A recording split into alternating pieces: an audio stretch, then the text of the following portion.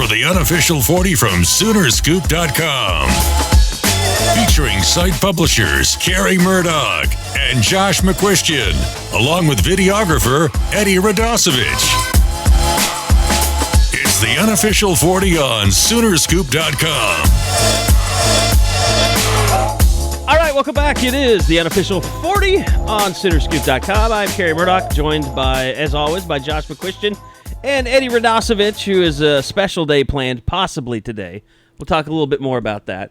But first off, we welcome in Josh, who is back from Dallas over the weekend for the Rivals three-stripe Adidas camp. Josh, how are you today? I'm good, guys. You know, like I told you before we came on, doing this live from the baby's room, so it's a special podcast for everybody. Don't care. Eddie, you have a lot of stuff going on right now. Yeah, I do. It's a big you have day. a uniform out in your car currently. I do. Going to take some BP with the baseball team, possibly this afternoon. Hopefully the weather holds off. It's a little, I don't know. It's not raining. It's just dreary. How many? Well, in the stupid field that they've got, I mean, it's weather repellent. Yeah, that's true. I think that maybe that will help us. How many times have you gone to a batting cage at this point? Oh, I mean, in the last 10 years, 0. No, I mean recently, because Never. No, you were on Insta. You put something on Insta of you in a batting cage. I don't think so. How much are you drinking? Not very. I saw you Insta'd out something for you swinging a bat in a batting cage. That's fabrication. I have not. How much are you drinking is the question. Too much, as usual. Because I have not been in a batting Snap? cage. Did you put it on Snap? I haven't been in a batting cage, so I don't think that I'm going to look at you. I have swung any bats. I put together a montage of baseball, like me in a baseball uniform, but that's about it. Yeah. I haven't been in a batting cage though. This will be my first cuts in a while, so hopefully they, the best thing would be is hopefully they just don't pitch Dylan Grove to me and just walk everybody. He wouldn't give me any balls to hit. He walked 5 in 2 innings last night against Oklahoma State. Shockingly, I think that you have planned this, either that or you have aligned with Sister Jean, but I can't get to Instagram. Instagram appears to be down. Good win for the Catholics. Okay, so it's been an interesting, I don't know, it hadn't even been 24 hours. We gave you the Iowa State podcast, Drunk Podcast. This is the Trace Adkins podcast. So what did I do yesterday? I wrote something. Oh, I did the Bob Diaco thing. I put it up. And then I went to take a nap because I usually take a nap every day since I get up so early. And I wake up and I told you guys, hey, be on the lookout. Spring info is probably coming out. So keep an eye on our emails. And by the time it didn't take long because once it came out, my phone was blowing up so much the nap was over. I mean, it was just... It was insane. And, it's still insane. I wrote an article last night, and my phone will likely be dead. I'm down to 69% already at 11:51. That's disappointing. I won't make it till 4 o'clock if I don't charge my phone. Which, speaking of, I would plug it in right now, but it's going to make noise on the podcast. So, the news comes out, and it is Armageddon. Everyone was expecting... I wrote about this last night. Everybody had built it up in their minds like it was going to be somebody huge. It was going to be Kendrick Lamar or Drake. And when it came out that it was Trace Adkins, it was totally... It was not as much of a well. letdown as you could have. It was... Because I honestly, when I saw the name Trace Adkins, I thought, oh, God, he's a country singer, but it's not good that I can't remember who he really is. Trace Adkins' better days are behind him, I would say. I think his height was probably somewhere around, was it 2006 to 2011? I don't know when Honky like Tonk Badonkadonk came out. That was pretty early in the 2005 is the year I graduated high school. So, like 2005 to 2008 was probably the height of Trace Mania. I wonder if we could get Trace Adkins on the podcast to promote this thing. If we told him that we were with a casino looking to schedule him, I bet he would probably do it. He's a big dude though. I don't want to be going around like talking shit on him, and then he like beats my ass on. And his wife shot him in the chest, and he survived, even though the bullet went into his heart. Rhonda Forlaw? That's who his spouse is listed on Wikipedia. I think it was his previous. I think when a woman she like tried to kill him. Yeah, I think when a woman shoots you in the chest, you don't stay with her. He had to have wrote a song about that, right? I don't know. That's like a perfect country and western song. Yeah. Man. So this was kind of my point. Still a Soldier, maybe that's the song. This was... No, I listened to that one. I've been kind of going through his catalog, just seeing if I'm missing something. I'm really not.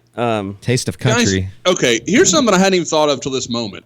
If you were going to do this, you're going to go in this direction. Why the hell wouldn't you just have Toby Keith? He's probably busy. I mean, he's got to hire. His band might be doing stuff. I mean, he might. I don't know. He might not have him on retainer. Go out of his way to pull it together for you. There might not be enough TV cameras. I mean, if Toby Keith, I kind of know how this works. Like, if you have people in your band, once your tour is over, and I don't think he's actively touring, is he? Like you're asking the really wrong person. You just let him go, or you keep him on retainer. So he might not have a band right now. But he also doesn't work for free, and his band doesn't work for free. I mean, it's just like everybody's like, why didn't Kings of Leon do it? Like, not everybody is willing to just work for free. Can we confirm that they were contacted? They weren't contacted. Okay. I mean, they could have been through a manager. Sure. But they are unaware, though. Band members would be unaware, I would say. It was... I think it was shocking because there was everybody, like you said, Carey, they wanted big names, and that is just not going to happen. Well, and this was my whole point yesterday. And it's not a concert. It's a spring game. It's a 30-minute. I mean, it's a distraction. Like really. It's not in a hindsight. attraction. I think OU, if they could go back and do it, would you say they would just scrap the idea of a band, right? I thought after all the stuff came out yesterday that they might go ahead and just say it's off. We're not going to do it because the reaction was so bad. Like, did you guys go and look at OU football mentions? No, but anybody that decided, you know what, I'm going to voice my displeasure in the comment section on Twitter.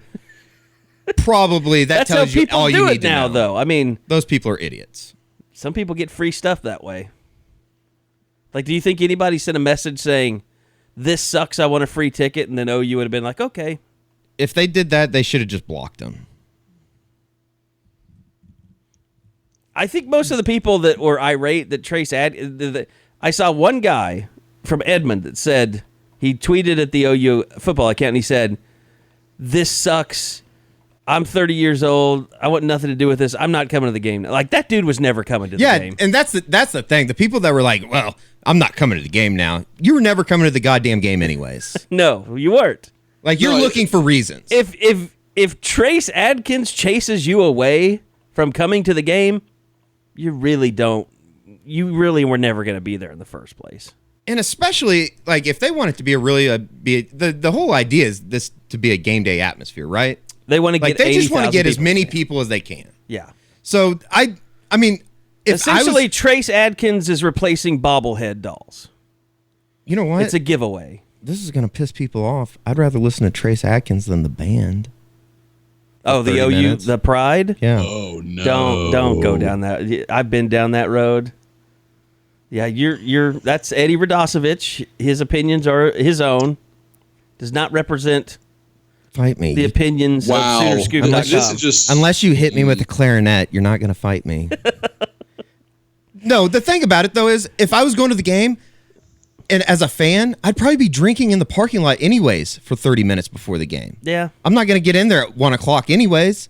So why does it even matter? Even though it's country, I mean, Trace Adkins is a professional musician. Like, and he has some decent songs. Not great, but decent. They're all the slow stuff. Like, all his chrome and all that stuff. It's like kind of Florida, Georgia liney-ish, the honky-tonk, badonkadonk. Like, it gets into that newfangled country that's just, like, annoying. It's like somewhere Diamond Rio started taking meth, and it just got really weird. If Trace Adkins does a line of meth on the stage, it will be worth it. He's probably a recovering something. He looks like a recovering something. I mean, grown men with ponytails are usually hiding something in recovery, recovering from something. Well, some kind of addiction is what I'm saying. Yeah. Hey, we still love you, Joe Duvall. Like, come on, let's not be too harsh on the our prior coworkers. He's not really a grown man. He's a young man.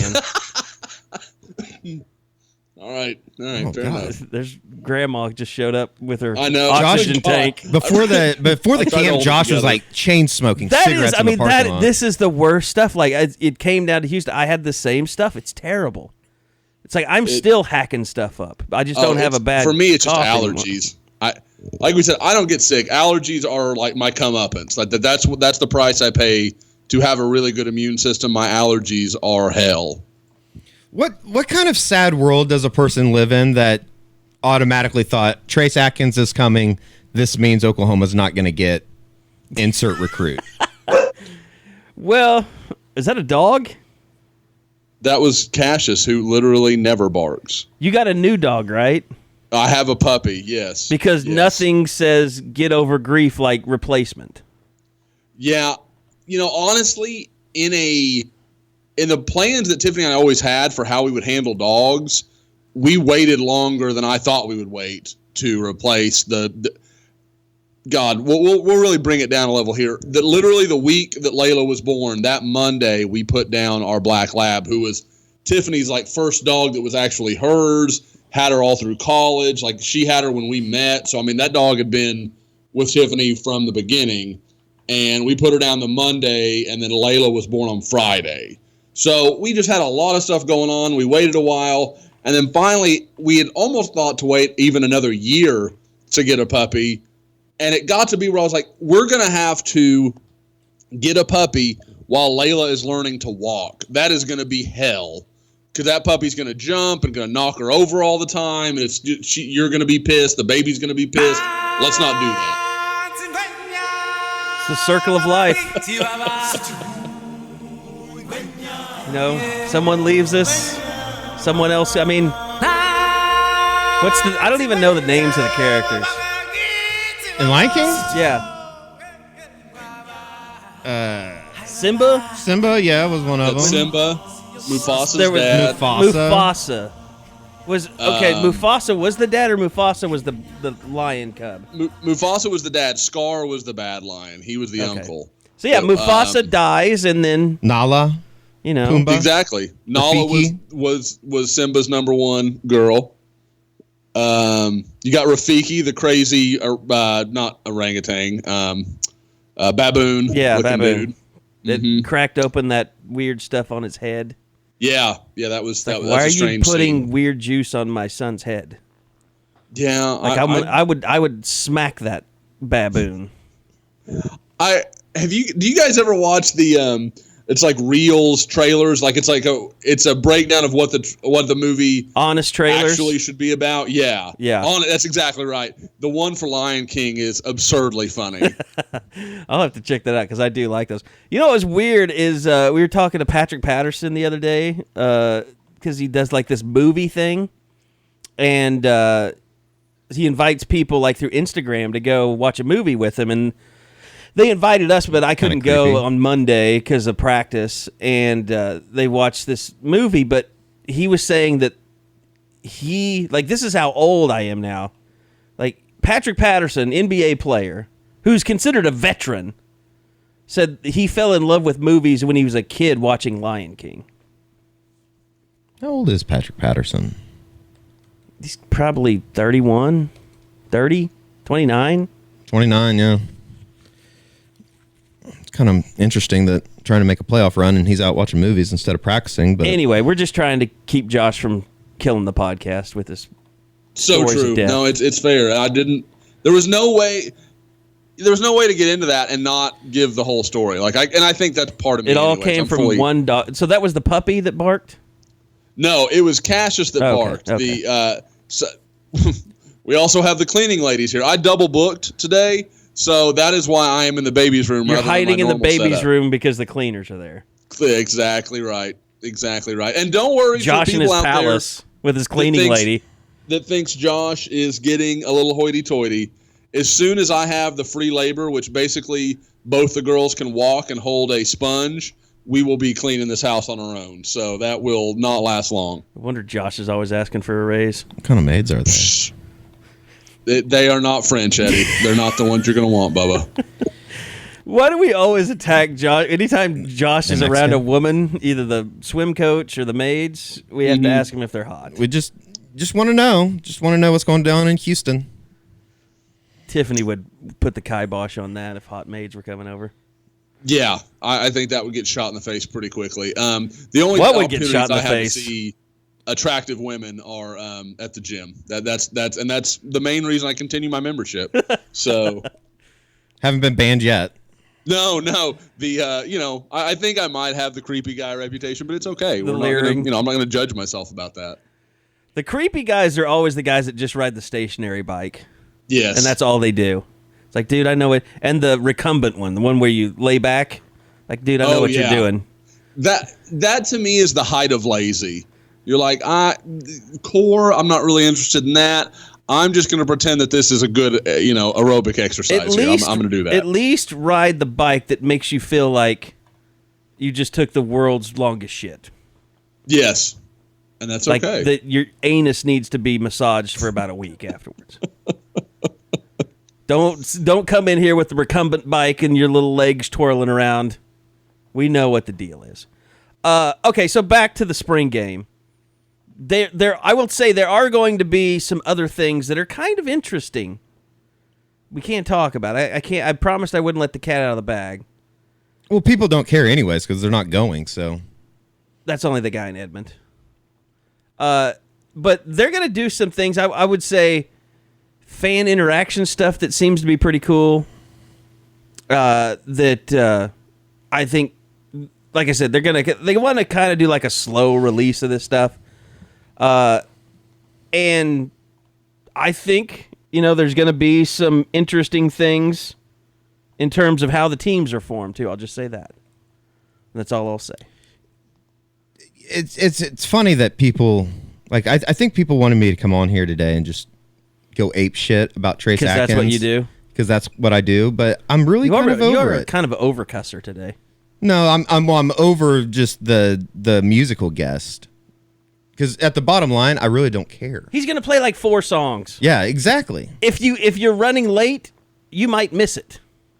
And you should be running late. You should be drinking out in the parking lot anyways. Yeah, with the food carts or the food trucks. I'd rather be hanging out with the food trucks. Do you think OU's biggest mistake in this whole thing was teasing it?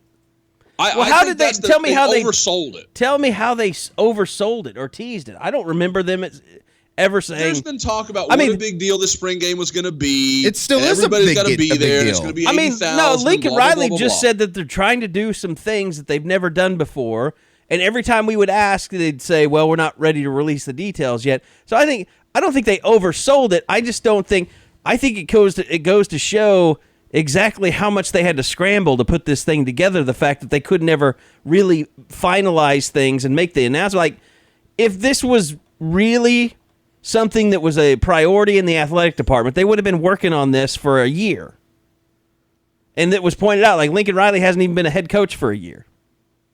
So I don't have the exact date on when they started working on trying to bring a band in, but I don't think somebody was sitting in the office like, oh, yeah, we need to hire a band, like last week. The bottom line is they just want people on campus. They are trying to find events to get people on campus because it's such a big recruiting weekend. Right. And people are going to say, oh, well, then they should have brought Drake. Well, then donate $500,000 and maybe they could get him. Like, that's just asinine, almost. It's just OU fans finding a reason to bitch. That's what it is. I just got a text from Gabe DeArmond. Excuse me, now I've got a frog in throat. From PowerMizzou.com. Dorial Green-Beckham was picking up drunk friend when he was arrested for DWI. And his response was genius. I am sending him a response saying, well, he went to Mizzou. Yeah, Missouri has to claim him. You claim him.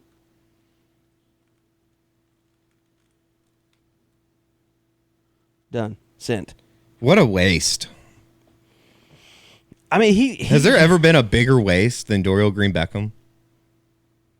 You always thought like he's up what there. Was top weird 10. Is like he did all that stuff, yet he had a brother that was battling leukemia. Like you would have thought he would have had better perspective on life than he did. Just an idiot.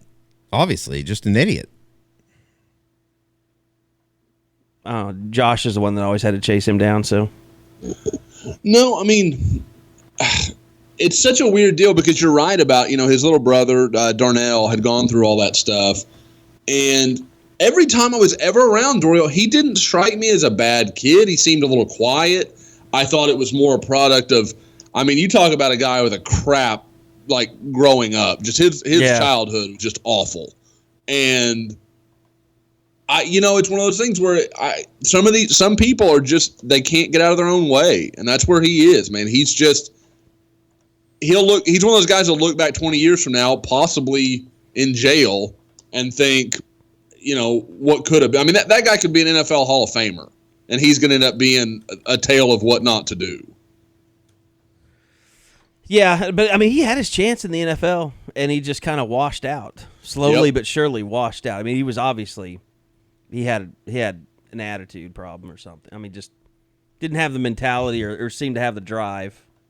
People just didn't like him. It's apparently dangerous. He's a guy from Springfield, Missouri. It's apparently dangerous to be a guy that is a 5-star that either lives in Kansas or very near to it, because Bryce Brown and Dorial Green-Beckham, two of the more talented guys I've ever met, and both are just massive wastes. Arthur was a good football player, though. He was. Arthur was a good football player. You're right. And for all the bagging that Bryce takes, Arthur was you knew being around them in 10 minutes. Not that Bryce was a bad kid, but you knew Arthur was he was the prototypical older brother. He was very serious, very driven. He was very motivated. If Bryce would have had what, Arthur had between his ears, Bryce would, same deal. He'd still be collecting a lot of paychecks in the NFL. Moral of the story, don't grow up in Kansas. I have no problem near with that. Kansas. Arkansas takes a lot of beatings. I think Kansas is way, way undervalued as one of the worst places in the country. You don't have to pay to get into Arkansas. You have to pay to get into Kansas. I literally grew up in southeast Kansas until I was 11. The best thing that ever happened to me was moving. Yeah, you got it washed out of you. I literally probably would have grown up to be nothing. What do you think the chances of you smoking meth before the age of 25 if you would have lived in southeast Kansas? 80%. I went back there to play baseball, just, mainly because, my grandparents were getting old and wanted to be able to spend some time with them. But I literally played baseball with two guys that I played Little League with. We were always on all-star teams and traveling teams together when we were little kids. And they were good baseball players, but, I went over to one kid's house, and he lived in a house all by himself, and the only thing that was in it was a mattress. Man. He was going to school for free.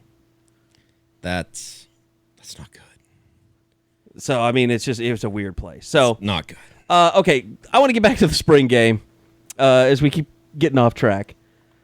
But the event that was, basically, like we said, the Trace Adkins thing it's not a good look. But at the same time, it is one of many things that they are trying to do to attract people to come to the game. Now, some of this stuff like the spring sale, they've always done that. The Fan Fest, that's fine. That's something you have to do. Food trucks, all that stuff.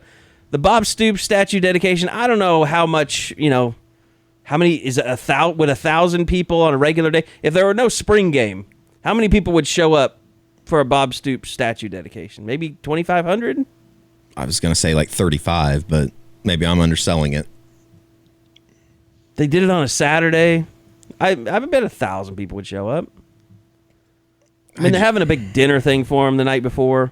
Yeah, everybody's going to be hungover. Well, if you're Bob Stoops, that's like, I'd love to sleep in every day because I could just drink all night and watch, poorly shot softcore porn movies on Cinemax. Is that what Bob does? No, I'm saying that's what I would do. Oh. If I didn't have to wake up and do a morning radio show. I don't see how that... But I'm saying Bob, he can show up to stuff hungover now. Oh. Well, yeah, I mean, I don't... And I think he should. If I was the average person, I would not be coming down early to see that. Well, let's say they have it at noon or 2. There is basically nothing, if I didn't have to go to it, that would make me go to that. So Scoop HD will not be at Bob Stoops statue. No, I will be there. Oh, okay. Because I'll already be down here. But okay. If I was just coming down for the spring game, maybe I'd carry a couple cases of beer over there to watch it happen. But I'm telling you, they're missing an opportunity making this a game day atmosphere by not making it a day party. It starts at 1:15. Yeah. People should be drinking at 10:30 in the morning. Mm-hmm. Here's the biggest sham event of the day, and it's not Trace Adkins. The Heisman Trophy presentation. It will not include Baker Mayfield. And it will not even be his Heisman Trophy. And the school already has the Heisman Trophy. Did you guys see that NFL thing with Gerald McCoy? Yeah. And Baker Mayfield? That was pretty fun. He walks up and here's my Heisman Trophy. Baker's Heisman Trophy is already sitting in the Legends lobby or whatever they call it now. So basically, some guy gets a free trip to Oklahoma from Nissan, or maybe they think they hire that out. Do you think they send someone from the local Bob Moore Nissan? Do you think the salesman of the month from Bob Moore Nissan is going to be the one officially presenting the University of Oklahoma with the Heisman Trophy? Heck no, Saturday's too big of a day over there selling cars. It is a big day, yeah. They're not going to let that happen. They'll send the intern. I don't know who they'll send. It doesn't do much for me, though. Actually, it says Heisman Memorial Trophy representatives. They love free trips. So, yeah, I mean, is that going to get 80,000? No, none of it's going to get 80,000. What's your prediction on how many people, both of you, what's your prediction on how many people show up to this thing? 55. I'm in the low 60s. I mean, I think it'll be a better turnout, but I don't think it's. But I mean, I think Eddie's right. I'm sitting here trying to think of an artist or something they could have done that was really going to drive it home. I still think the night game that we talked about a few weeks ago would have been a genius move. No, Josh, all you have to do, if you want 75,000 people there, you make it free. You kick off at 6:00. Let people day drink. You sell beer. Well, I mean, you don't even have to sell beer. Just let it be a night game and let it be free. People love free stuff, and more importantly, people love watching OU for free. If they truly wanted 75,000 people, 80,000 people, they would have made it free, and they would have made it at night. You know who? I mean, it's ridiculous. I think the biggest bullshit part about this whole thing, $10 for non-season ticket holders, is the most ridiculous thing I've ever heard. Yeah, it's always been $5 if you buy before the day of the game. That is insane. You know who does it for free? Alabama. You know who does it for free? Georgia, Clemson, Penn State, TCU. Who charges it's big? Nebraska? Oklahoma and Notre Dame. And Nebraska. And Wisconsin. And Nebraska. In Nebraska could charge $50 and those people would still buy it, though, because there's nothing to do in Lincoln. That's still the best thing to do the entire offseason. Right. So, I mean, if OU really wanted to be serious about getting 80,000 people in there, they would have made it for free. But they didn't because they want to make money off of it. And that's the bottom line. Well, they had to make a choice. They either make it free. They did think about making it free. Well, then why didn't they? Because they wanted to make money.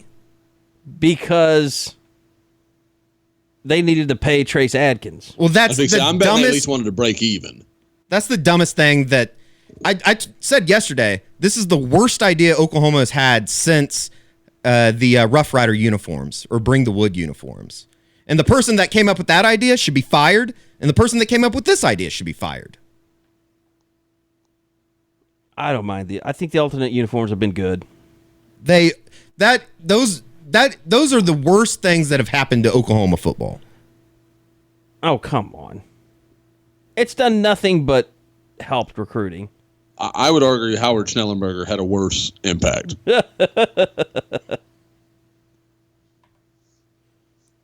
Well, it's or John Blake. You can flip a coin there. It's bad. It's bad. I mean, Eddie, I agree. I mean, if you're really that big on we want this to be a great experience, we want tons of people, freeze your. I mean, you're going to get more bounce out of Free than you are Trace Adkins. It's not even close. Yeah. And for somebody to think that it is asinine. And if that's your goal and charging is to pay for Trace Adkins, well, then you've just gone the full circle. Just forget Trace Adkins, go Free. You don't have to pay for Trace Adkins, and you're probably going to get a big crowd anyway. And I think the night game is just awesome because, A, it's unique, and B, because I don't know how many spring games are at night. Wasn't there an announcement, like right after we had that conversation, somebody announced? Texas. Yeah, that's what it was. That's right. And by the way, they get Chance the Rapper. Are they really? I thought that was just a rumor. I thought that was an internet rumor. I don't think that's real. Is that not real? No. I guess we could find it out. Why don't you look that up? I'm on because it's so stupid that it's really not. That's not happening. If you have Chance the Rapper, you need to have like a post-game concert or something. But why would you have a post-game concert? Because people would just show up after the scrimmage. The most recent things I have on Chance the Rapper is him talking about the Texas bombings in Austin. So maybe he's in Austin. Maybe. I'm gonna guess that's not what's going on, but crazier things have happened. When is Texas spring game? I think it's the week after OU. Or no, they started 21st. Early. It's April 21st. It's April 21st. I mean, even if they have, I don't think that's real. I don't think that will happen. If they did have Chance the Rapper, I would think that one of the Texas assistants would be tweeting about it and ripping on OU also for having a washed-up country guy. I mean, because that's how they roll. Tom Herman's such a piece of shit anyway, so it doesn't really matter. He's the epitome of douchebags everywhere. Eddie, should we share the story that we heard this weekend? You can. I was telling Carey before we started about it. Yeah, he told me about it. That was Malik Jefferson is a big fan of Tom Herman. Yeah, And by big fan, I mean hates him with a passion. Maybe hates him more than me. Yeah, we won't go into where we heard it. I don't want to get into too many particulars because I'm sure Malik is a kid I really liked and knew pretty well. I don't want to burn him too bad. He was a good kid. Yeah, Malik is literally one of my that kid's still like he'll message me or call me on my birthday. Like Malik's that kind of dude. Like he's just a good person. He's very much like Caleb Kelly. Like that's kind of the same type of personality. Like really outgoing and very easy to talk to. But anyway, basically the story was there was a recruit in Texas, a young guy that's starting to get a lot of attention, and I know one of his coaches, and his coach had said, we ran into Malik at something, and, we kind of walked up to him and said, hey, maybe you can put in a good word at Texas for us and, maybe get him a Texas offer. And Malik basically was like, why the hell would anyone want to go there right now? This is your co-Big 12 Defensive Player of the Year, the linchpin of your defense last year, basically saying, why the hell would anybody play for Tom Herman? That's brutal. He's not doing much recruiting for Texas, I'll tell you that. No, That's it's not. crazy. I mean, and I don't think it's any big secret that was not a great relationship. Well, they benched him, right? That's bold. Or was that Strong that benched him? Strong benched him. Okay. Strong benched him. No, Now, I think the credit doesn't go to Tom Herman. The credit goes to Todd Orlando. But clearly, Malik found a role for himself this year that worked really well, as he really never did under Charlie Strong. All right. Spring game. I mean, it's there's going to be more coming out, and we'll have more time to talk about that. I think there's going to be. I will say this: what I've heard so far, not super interesting. I don't know that you're really pressing the 80,000 button right now. I don't know if there's any way to do it. No matter what you do, but I'll say this. I said pretty much all I wanted to say in my article last night. My column. You should read it. Soonerscoop.com. Very good. It's the first edition. It's the 1.0. It's a trial run in my mind. Like, go through it, see how it works, see how the concert part of it works. If 80,000 people show up for Trace Adkins, I do kind of worry what's next. Like Clint Black or...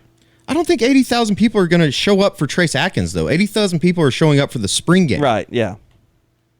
But I'm just saying, if country works, we're never going to get anything cool. I think the whole idea of a popular band coming to play is not going to ever happen. I think there's a chance, if it goes well, that, and Lincoln said this yesterday, he said he sees this kind of as the tip of the iceberg. That he thinks it could grow and get bigger and bigger to where you do see some big acts eventually. Then be ready to pay $25 for a ticket. Well, that might be. But Eddie, I mean, and now that go the other way with stupid. That. You don't want to pay $10 for Trace Adkins. Get it? I'm with you. Well, you're not paying anything for Trace Adkins. It's $10. But I mean, I'm saying at the heart of it, if that's the way you want to look at it. So let's say you did get somebody awesome, like let's say Kings of Leon, just for the sake of this pod and somebody we know well. They suck. $25 for Kings of Leon, done. Yeah, I paid. I don't even want to say how much I paid last time there in Oklahoma City for Friends.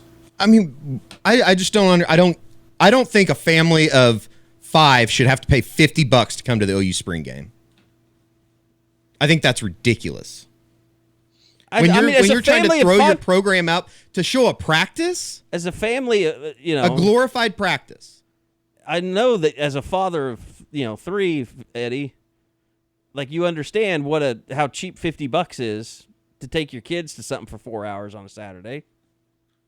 I mean, that's if you're a family, $50. That's hell, cheap, Eddie. I paid $50 for Order Out last night, or Order Up.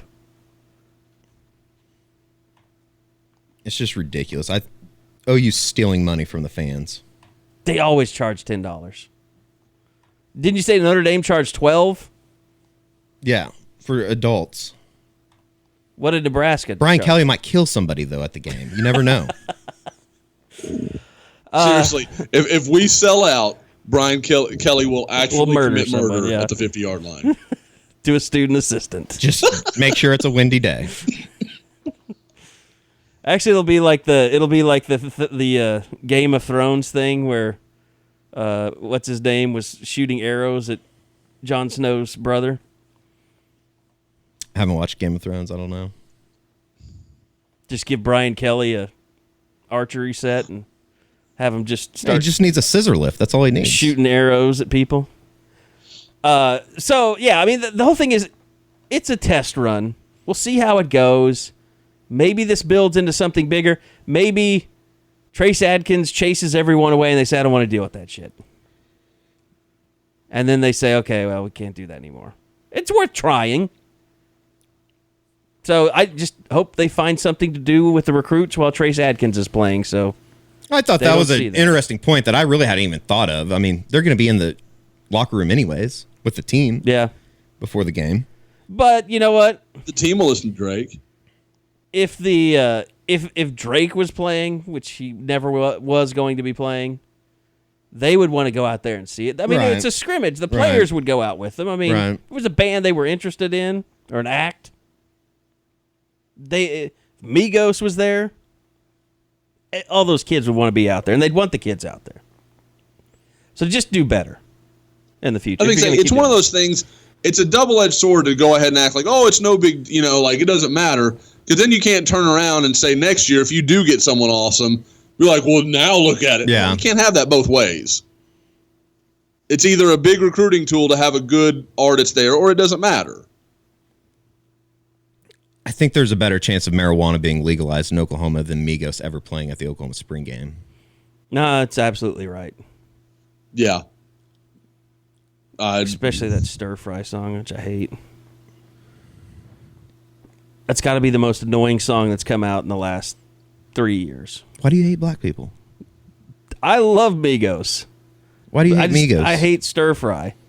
Are you going to name how many Migos songs you know, just to confirm that you don't hate Migos music? I know that there are 3 members in Migos, okay? And that's more than most people know.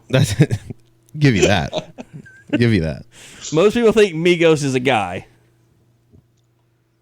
So anyway, I only know one of them. Like I honestly couldn't name you any of their songs. I don't know anything about them. Do you love Quavo's Huddle film, Josh? Isn't it Quavo? See, he's the only name I know. I'm like, I know that dude is in Migos. I don't know anything about the rest of it. And I love rap. They're like, I've tried to kind of get into them. They're just not my deal. So, and I think part of it too is, like with rock and stuff like that, I can kind of keep progressing forward. My rap, like I love my generation. Like I love Dre and Jay-Z and all Tupac, like all that stuff I'm with. Fitty. Yeah, like kind of fitty, but a little like every once in a while I'll find a new guy I really do like. Like I like a guy named Logic a lot. I think he's really good. Oh, Logic's really good. I like him. Yeah, I like him a lot. Another white rapper. But see, and I don't even know. Like he may be super famous, and I have no idea. Is he not brown? No, I think Is he just a white guy? I've always assumed he's a white guy. Who? Logic. I think he might be mixed. I've only seen like one picture of him, and he does look light skinned, but I don't think he's just a white guy. I'm pretty sure. I was thinking maybe like Middle Eastern. Oh, a little modest Yahoo kind of thing. I almost went and saw him in Oklahoma City one time. I like a little Logic. Is he a white dude? You might be right, Eddie. Yeah, he does kind of look. He looks very whitish. Yes. Yeah, he does look kind of like. Yeah, I think he is a white guy.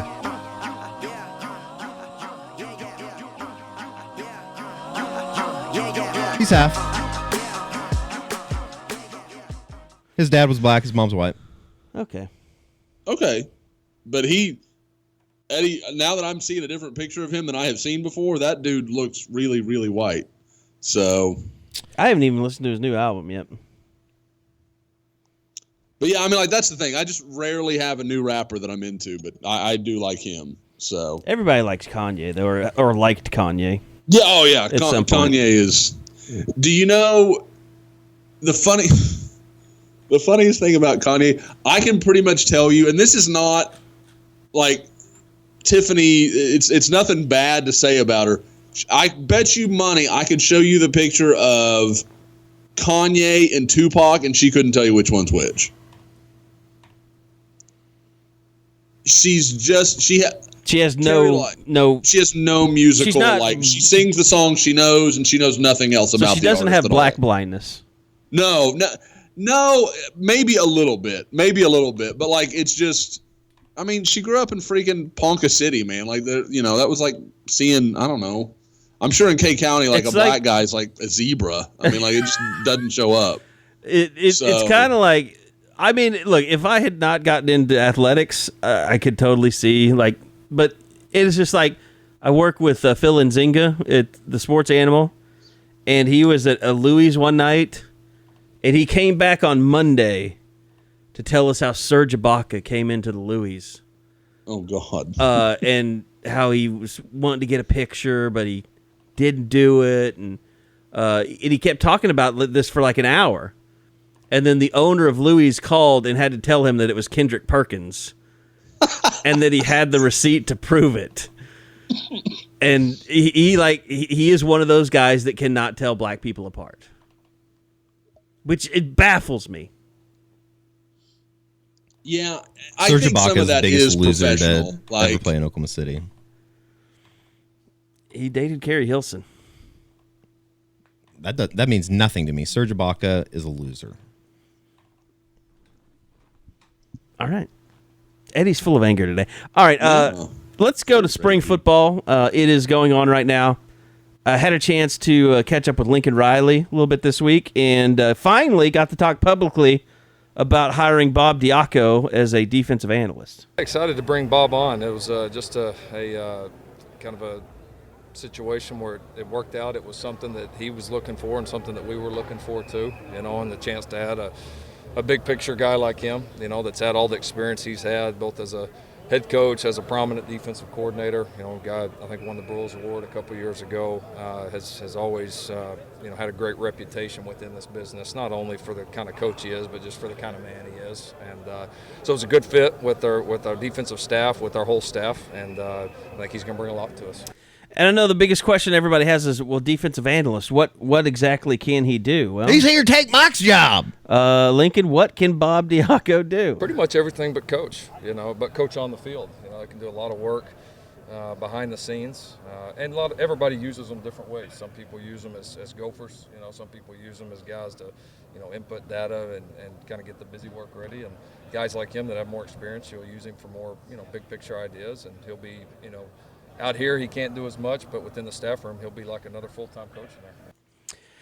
And, these positions, Josh, they can mean a lot in recruiting, too, because, you look at, like, Chip Viney. he was never a full-time coach, and yet he was able to kind of – people could call him. He could have – he could recruit when kids came on campus.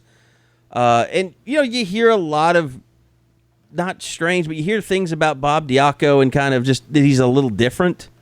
But you also hear that he's always been a good recruiter too.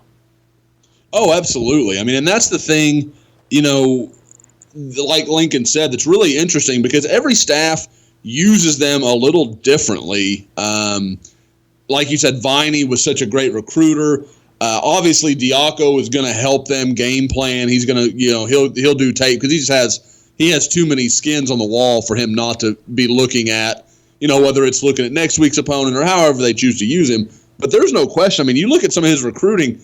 Listen to the first two guys when I pulled him up and looked over some of his commitments. The first two guys listed, Jalen Smith while he was at Notre Dame. Okay, huge, big-time five-star guy.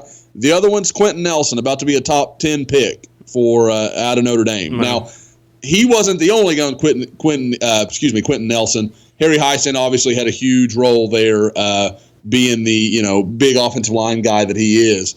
But at the same time, just that he's involved in those recruitments, and you look how well Nebraska had recruited over the last few years, considering where they are, the struggles that they have, and pulling talent because there's just not a lot directly around them. Buki was committed to them.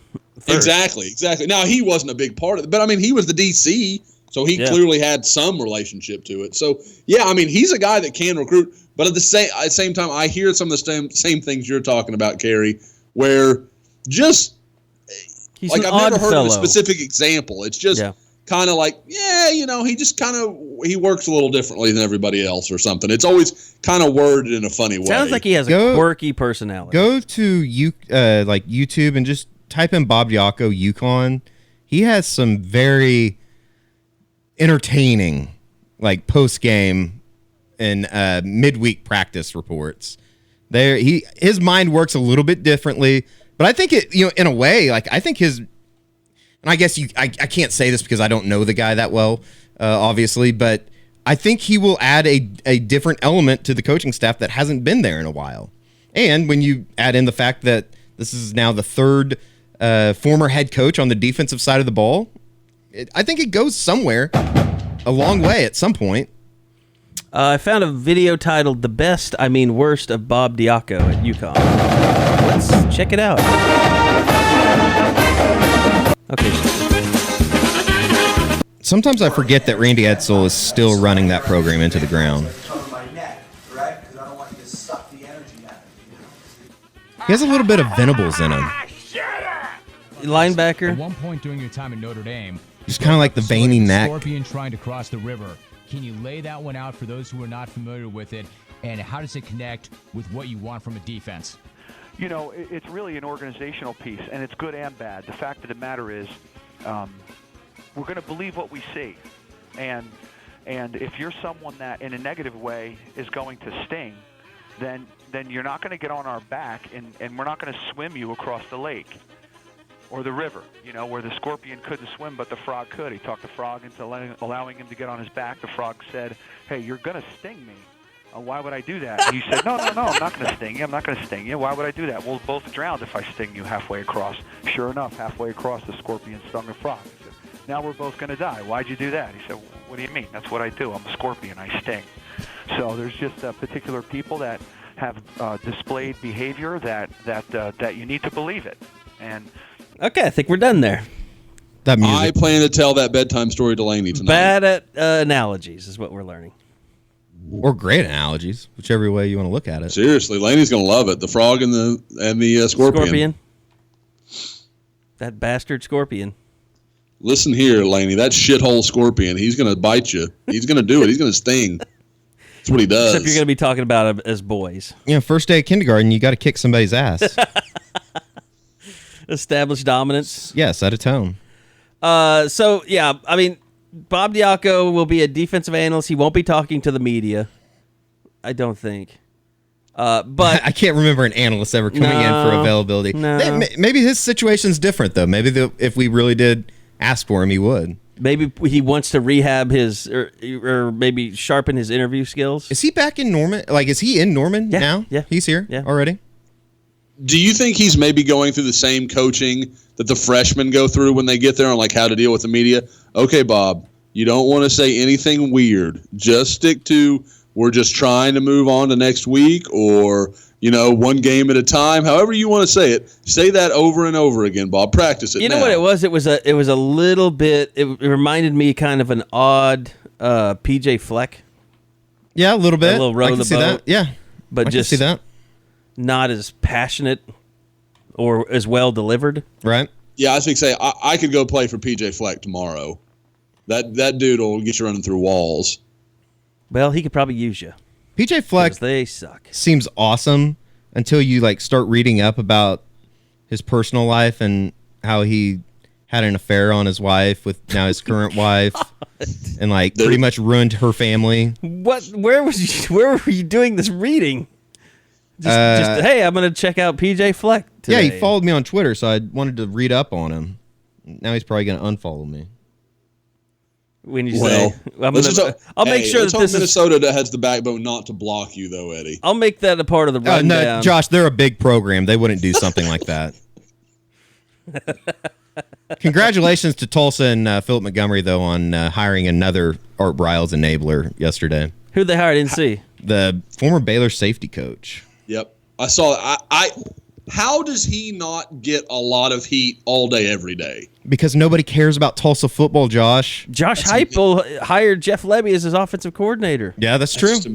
And the guy they hired was one of those guys on that staff. Because there were some, that were very vocal in their support of Briles, and there were some that were like, I don't want to get too. They were smart enough, whether it was politically or they knew something was wrong. They didn't say much. Yeah. He was one of Briles' big defenders. Tulsa hired him anyway. Well, they're still trying to get back from a 2-3 win season last year.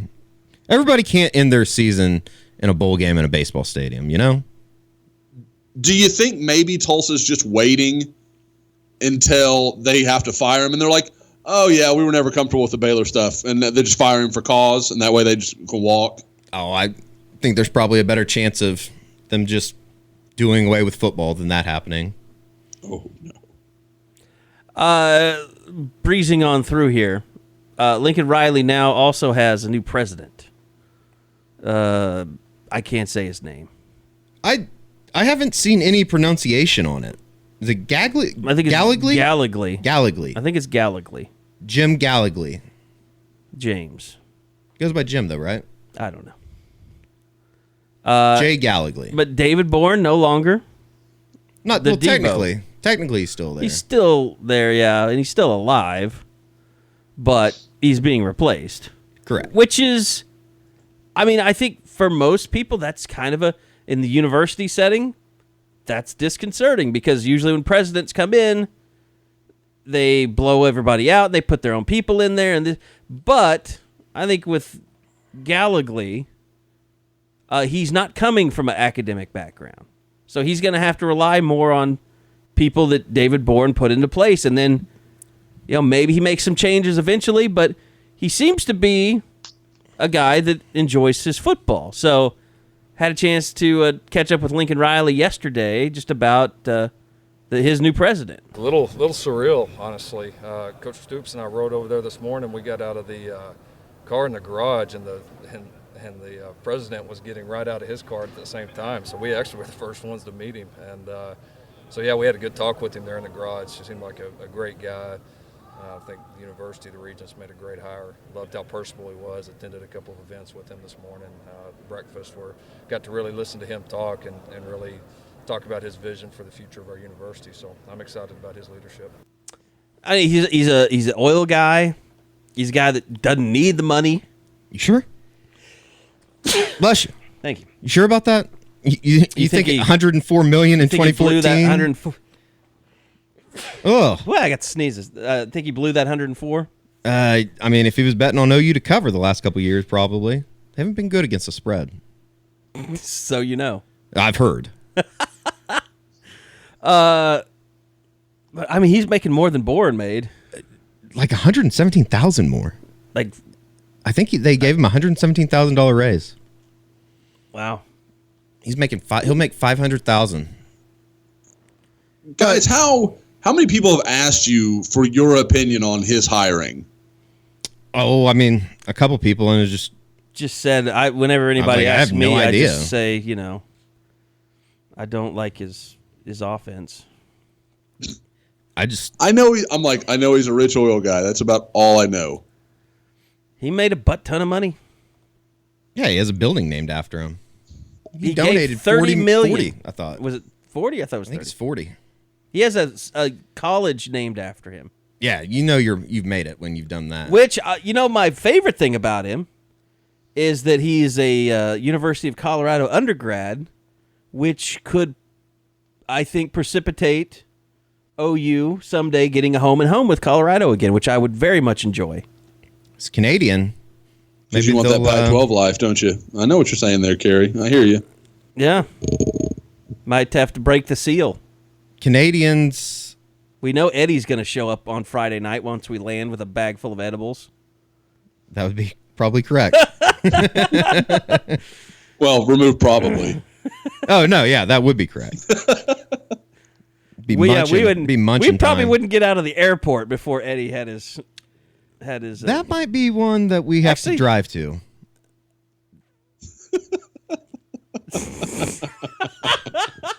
That might be a trip that I drive. I think I will allow you to get a rental car, and I'll fly. Riding the storm. Make sure the rental car is in his name, Carey. Riding the storm out. Is it 10 hours to Denver? Yeah, I've done it before. I mean, obviously, it's been a long time since I've been skiing. Stuff. Yeah. I've done a bunch of ways up there. There's no good way to get to Denver because either you have to go 70 across Kansas, which is just godforsaken country, or you have to go through the kind of southern route there, and you're going through Amarillo and all that crap, and that's no fun either. There's no training wheels when you go from Oklahoma to Denver. Like, it's flat, then all of a sudden, oh my God, there's a cliff next to me. Yeah.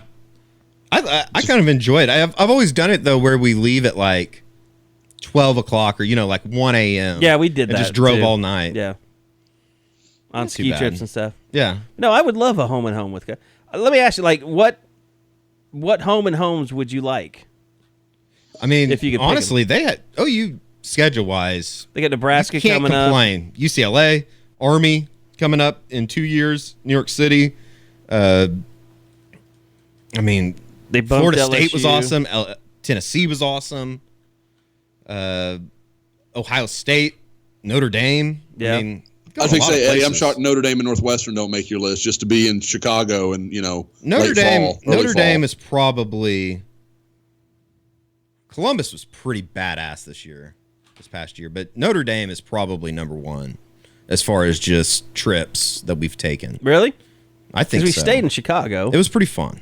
I love Chicago. But we love didn't being get to up we there. didn't get to really experience Chicago. Yeah, we didn't really see a whole lot of it. We stayed I thought South Bend was at a awesome. hotel, and then we went to South Bend as soon as we could that next day. South Bend was awesome, just being I'm there. shocked, Carey. Now that I think about that, I'm surprised you didn't make like 2 days out of that just to go try all the different restaurants and stuff. Well, here's what was terrible is so I'm having to sit around in my hotel because my flight was a little later on a Sunday. That was last time we went to West Virginia when we were running through O'Hare. Or we were Midway, I think. But so the last time we went to Notre Dame, we stay in Chicago, and the flight's leaving later. So I'm just sitting in my hotel room. I think I'm just waiting kind of to get the charter going out, and we drive out of the hotel parking lot. And I've never had Giordano's still, and I want to so bad. And we drive no more than half a block away from the hotel. There's a Giordano's right there. And I'm like, I could have just walked and had Giordano's like 2 hours ago. So that was heartbreaking. I don't know if that was the Notre Dame trip. Because I remember we drove back to to Chicago and had to like immediately shower and go to the airport. Yeah. Plus, I think that was at a Hilton. And we stayed at like a Renaissance. Yeah. Like a real swanky Renaissance for the Notre Dame. I don't know what that was for. Maybe that was for the 5-star. No, because we didn't fly. We drove. That's right. So anyway. I can't remember. That may be the only food thing I have up on you, Carey. I'm kind of excited about this news. I have done Giordano's. It's good. Have you done Lou very good. Malnati's and Gino's East, all of them? Done all 3 of them. I'd say Giordano's. Giordano's pretty is high number up one? there. Yeah. Okay. Absolutely. One of the things I will say Gallagly is having a event in Dallas tonight is he? for like OU alumni. I have some buddies that are going, and I told them if they can get Gallagly saying that he's a scooper on camera, we'll give him a lifetime membership. Absolutely. That would be awesome. So, and if you hear this before you go to the event tonight, and you can get him to do it, yeah, you get a lifetime membership. It's kind of like It's a nice that Saturday you're for the throwing boys, around but lifetime memberships and just telling us with now. just one person. I mean, it'd be the This first is a person to first come, send it first in. serve offer, people. Right. You need to have it to us quickly, and if you don't, then someone may have beaten you to the punch. Correct. But it's tonight, Yeah, I think so. Somewhere in Dallas. It's a little meet and greet. which it's Wednesday when we're doing this podcast. So if you're listening to this on Thursday, you're too late. No, go. Just try. Do it. Yeah. Okay, so we talked about Diaco coming in. And I think everybody has finally settled down about the fact that Mike Stoops did not get fired. But you don't think... No, I'm sure there's people out there that probably still think something's going to happen. They're just waiting until summer. I mean, that was... The Diaco thing kind of, to me, solidifies the fact that nobody's going anywhere. Oh, no, I completely agree. Unless Tim Kish wants to pull a switcheroo and just retire after spring football or something, which I can't imagine him doing that. Waiting for the most inopportune time to do it would be the most Tim Kish thing of all time. So, I mean, I think the thing about it is what Riley's belief is that they just need to get better talent on defense. And you look at new guys that have come in. I actually asked him about this morning when he did a radio show, Drink. And, you know, he mentioned Jalen Redmond and Ronnie Perkins and Buki and he brings up Justin Fields a lot. Patrick Fields? Or Patrick Fields a lot. I mean, seems like they've been really impressed with it. And I think I almost get the feeling like they're more impressed with the mental side of things with him. He is as much as physical. Josh could talk about it for days, I'm sure, but he is very focused, advanced. I don't know how to put it, but I mean, he is as whole as they coming out of high school. I think You have to remember, he was a kid that went down to Dallas all the time to train. I mean, he did Justin put in a lot of work to become the guy he is. Or Patrick. No, I'm sorry. We're talking about Patrick. God, I'm sorry. But no, same. Patrick. It's funny that kind of works for me because Patrick worked with the same group essentially, and he worked a lot with Dwight Dobbins, former Tulsa DB. I mean, so he's a really sharp kid, and like I've said it before on the pod, he's a better athlete than he gets credit for. He's not. Don't get me wrong. He's not an elite guy. He doesn't fix that you miss Josh Proctor or anything like that. But Pat's a good player and one of those guys that the coaches are gonna like. They're gonna react to him like he's gonna do all the right stuff. He'll see the field earlier than people think because he will do everything the coaches ask him to do. Well, I mean, and that's a guy that's kind of we haven't talked a whole lot about. I mean, we didn't focus more on the Jalen Redmonds and the Bookies, Brendan Radley-Hiles, but Lincoln was asked about Jalen Redmond yesterday, and he had some pretty good praise for him. Yeah, he's got a lot of ability. You've seen some flash plays from him where you say, yeah, that's the guy we thought he was, and then still like a lot of our freshmen at times, he's thinking so much right now that it slows him down. So he's got to continue to think less, continue to get more comfortable, continue to cut loose more. But he's a smart kid. He's picking up what we're doing, and he certainly belongs physically.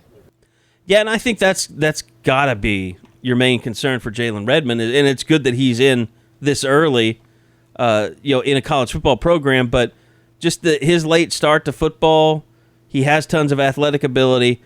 Can he figure it out? Can he figure out the mental side of it in order to be a factor as a true freshman? I think that's the biggest question, don't you, Josh? Oh yeah, Jalen can handle all the physical stuff. He's going to be big enough, strong enough, fast enough. Like all those things are going to take care of themselves. It's just whether he can process the information at a speed they need him to. Now, I guess you can argue several different ways because they can dummy down that position to a certain degree to make it work for him, and he can play in certain scenarios, and they can do some stuff like that. But the other side of it is Obo. Like, they could have done the same thing for Obo. They didn't do that, and they waited a while for him to develop. Now, he had Eric Stryker in front of him, so there's some other reasons that made a little more sense at that time. But Oklahoma doesn't have that clear pass rusher. I struggle to see a way that Jalen Redmond isn't getting 20 or 30 snaps this year because if it's not him, then Addison Gums has made a big leap. Somebody is going to have to step up and take that role, and I think Redmond's the most gifted pass rusher they have. Okay, so more to come. I mean, we're going to talk to Mike Stoops today after practice for the first time since the players are put on pads. So it'd be good to get kind of his take on how Kenneth Murray's doing, how that Will linebacker spot is shaping up. Of course, they don't have Caleb Kelly out at practices right now. We didn't ask if Jordan Parker got back yesterday. I didn't notice him. He was walking around. It didn't look like he had pads. He wasn't in pads? Okay. No. But we'll get a chance to talk to Mike. I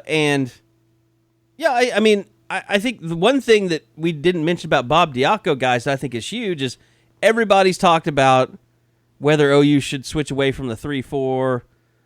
It seems to be, kind of you wondered at times, like, are they running it as effectively as they possibly can be?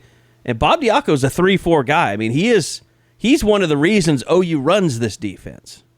Because he was running at Notre Dame, and they did a really good job shutting down that offense. So, I mean, I think that's a big bonus. Oh, I think it's – I mean, you have to look for reasons to think that adding somebody like Bob Diaco is a bad deal for Oklahoma defensively. I feel like you get him you get another voice in the room. I think with new ideas, new set of eyes. You add him into the mix with, people aren't going to hear this, and people don't want to hear it. But Mike Stoops, Ruffin McNeil, and Bob Diaco in one room is not a bad situation.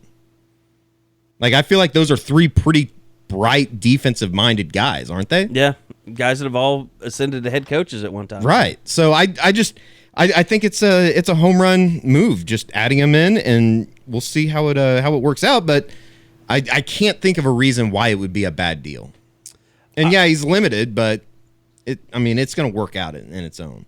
All right, both you guys were in Dallas over the weekend for the Rivals 3-Stripe Camp. Guys did a lot of great interviews. The content's fantastic on the website on Soonerscoop.com.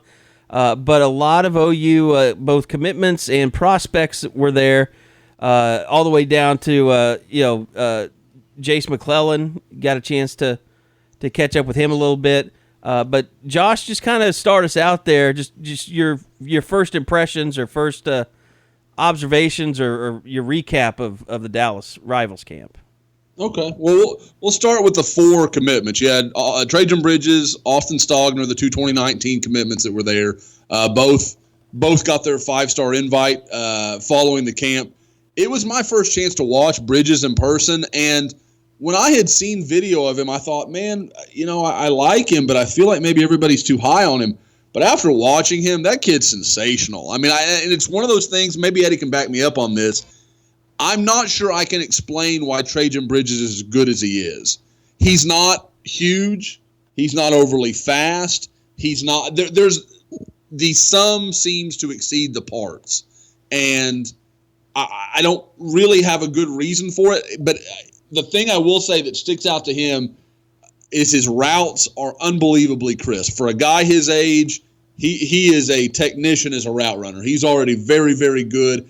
And in the air, his ability to kind of move around and make catches and really almost before the ball is to him start to win the battle, whether he's kind of nudging a corner out of position or doing whatever he needs to do, he just always finds a way to create a little space to make the catch for himself. And I just couldn't have been more impressed. Jace McClellan is a guy, and I talked about it. There's a big thread I put up on the board, I think yesterday morning, just kind of running down a lot of my thoughts. And with McClellan, it was a weird day for him because he was doing stuff at the camp. During some of the drills, he had his ball way out away from his body. You can see it on some of the tape. That would never fly at Alito. Like, I don't know what that was about. I don't know if it was just him goofing around and having some fun. It was just a weird thing because you would think it's just a habit that he wouldn't even have. Like, he wouldn't even feel comfortable doing that.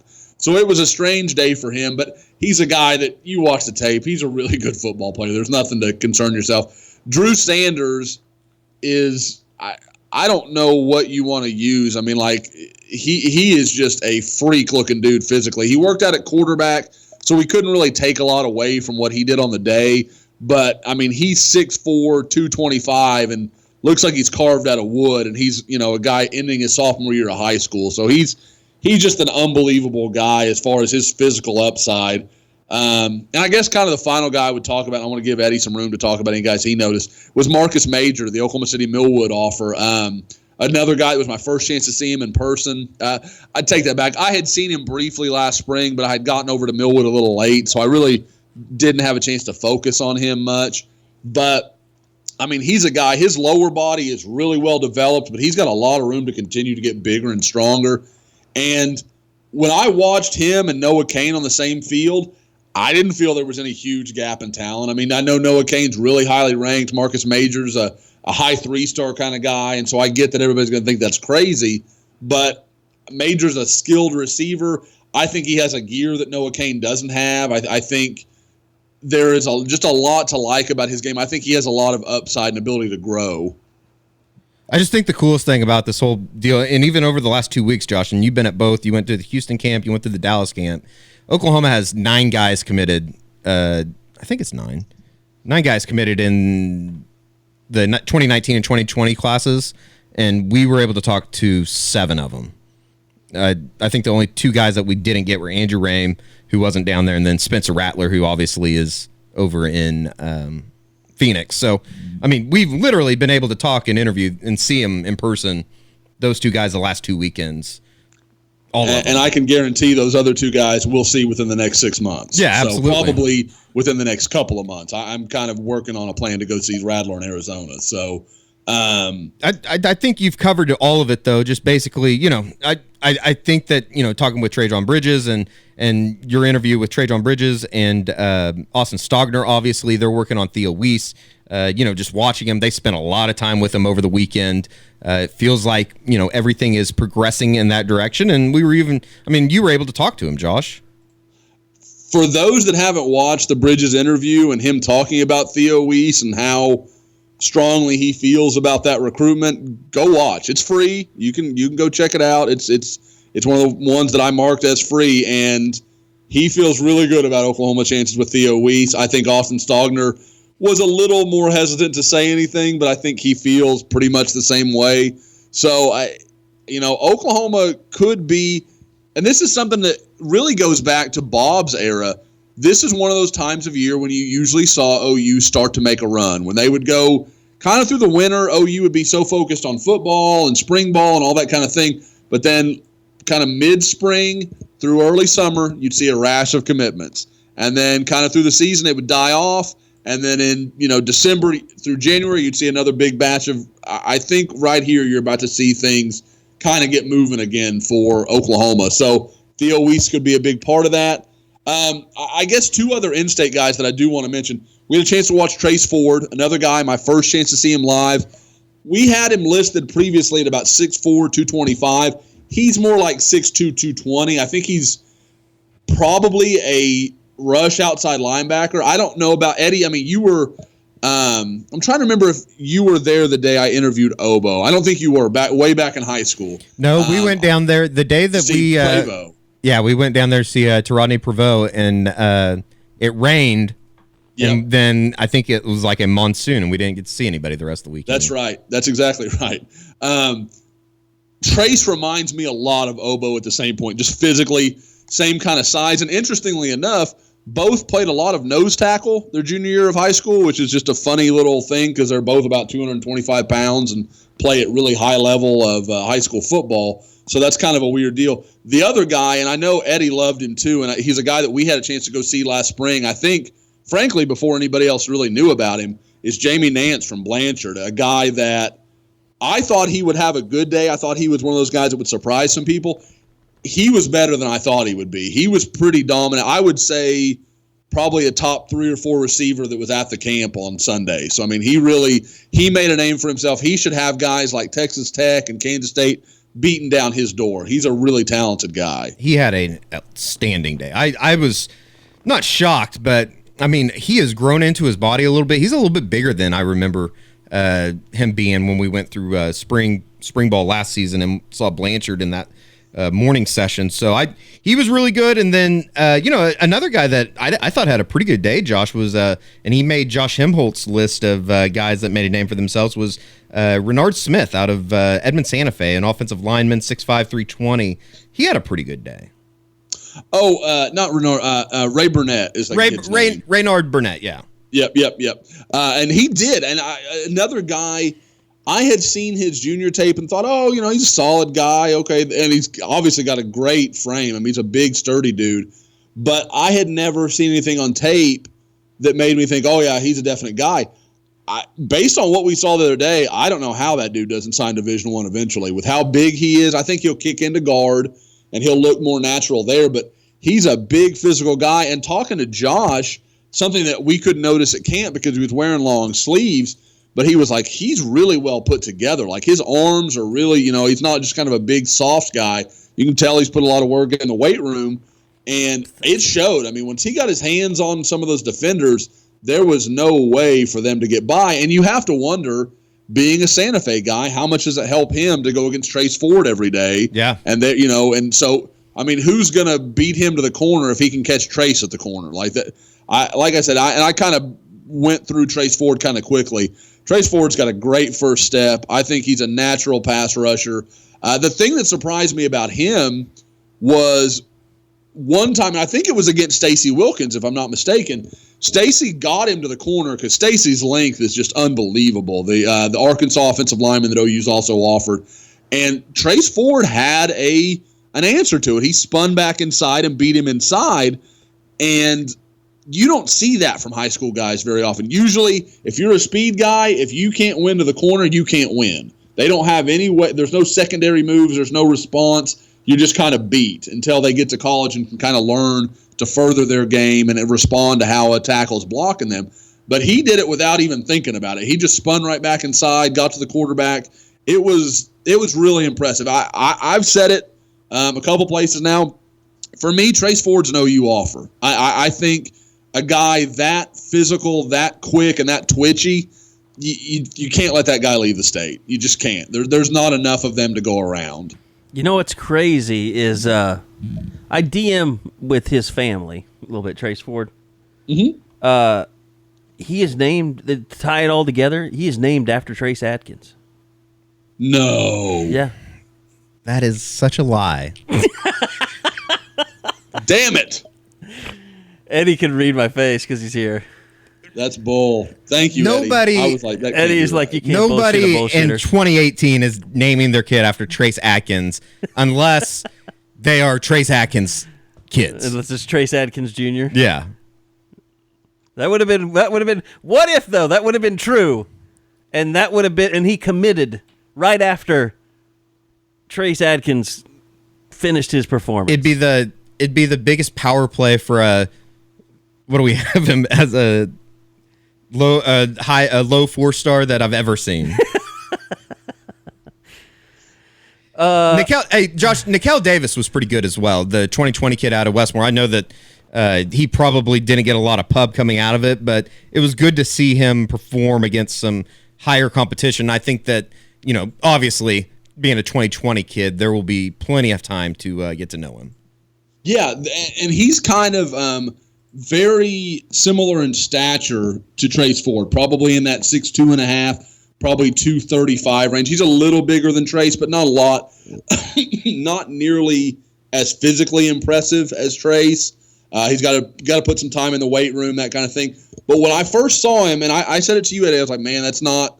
I was kind of hoping he was going to show up and be 6'4", 215, real long, lanky guy. And he's not that guy. So when you see him, you're like, I'm not that impressed. But, I mean, the second he started taking snaps, you're like, that dude's a player. Because, I mean, he beat everybody. He beat all comers. The video you have up, the GIF on the board, is of him beating Danielson Ike, a really good offensive lineman out of the Kansas City area. Did we shame and he you beat into, him like he stole something. Did we just shame you last week into not saying GIF anymore? GIF? No. You guys haven't done it at all. I remember the conversation we had about GIF versus GIF, and I can never remember which one is right. And well, so here's I'm what's just funny GIF. is the inventor of the GIF came out and said it's GIF, and everyone just ignored him. They said, no, we like GIF better. See, I remember that conversation. Loser. I'm like, so okay, Shut up, GIF. nerd. It's GIF. Got It's it. GIF. Okay. It's either one. You're just such a puss bag if you say GIF. GIF. I'm gonna animated GIF. Yeah, you do sound like a. I'm gonna throw kind of a peanut nerd. butter at you if you do that. Branson Bragg, he good. He was offensive line MVP, right? Yeah, he's center. He kicked ass in two games. Top 10, made top 10. I guess he had released it after the camp, but he is. It's like, okay, that guy. Man versus boy. Yeah, he's a specimen. Yeah, we had, for people that don't know, there's always at the camps, whoever the regional guys are that are most relevant to the camp itself. Like, for example, Nick Kruger being our Texas guy, he was going to be there. Josh Himholt being our Oklahoma guy, he was going to be there. So, and then they have a few other national guys so that they can kind of cover all their bases. Well, we had Rob Cassidy, who's a guy that all three of us know and love. Rob's one of my favorites. Good dude. Rob is our Florida guy, so he has no relationship with any of these kids. And he's walking. He's watching me. He's sitting next to me. He's watching the O-line, D-line, and he was like, "Does anybody know about this kid yet?" And I was like, "Branson Bragg." I'm like, "Yeah, he's got about 40 offers, Rob. He's real good." And he's like, "That dude's a monster," And I mean, he was. You were watching, and I think he went with the first group. In the first 2 reps, the D-line just kicked ass. I mean, they just ran right through the O-lineman, and it looked like, okay. And then as soon as he took the snap, I mean, Eddie got video of it, but the D-lineman, I don't even think he crossed the line of scrimmage. Like, it was that dominant. Just Bragg just slapped him aside like he was nothing. Yeah. And I bet he took 12 reps. I think I saw him lose 1. I mean, he was just dominant all day long. He's that dude, for sure. Yeah. And for those who are going to wonder, well, why did you guys throw it to him? Everything I'm hearing is Texas or Stanford. I think those are the 2 schools for him that it's probably going to come down to. It's interesting because everybody that is not connected to Texas seems to think it's Texas, but the Texas people I talk to think it's Stanford. So it's a real weird kind of thing. It's not usually how that kind of information works. But I think those two are probably – it's going to be a lot like Walker Little a couple years ago. Not good for OU. Get a really good education and win 7 games. Not bad. Now, Trajan Bridges was wide receiver MVP, which was interesting because Theo Wease was at that camp. R.J. Henderson was not, even though he said he was going to be there, just like he said he was going to be at Houston. So, Josh, kind of your thoughts on Wease and Bridges at receiver. Yeah, Wease is – every time I see him, he's bigger. Like, Eddie, I don't know – did you spend a lot of time around Malcolm Kelly? Like, he's starting to be that big. No, like, I getting didn't. thick. Yeah, like he is very well. And he's you can broad-shouldered. Like, he's a big dude. You can tell why he's the number 3 ranked player in the country. I mean, it's it's very obvious. And then when you see him, he just makes everything look so smooth. It's kind of like Bridges. I mean, he just makes everything look so easy.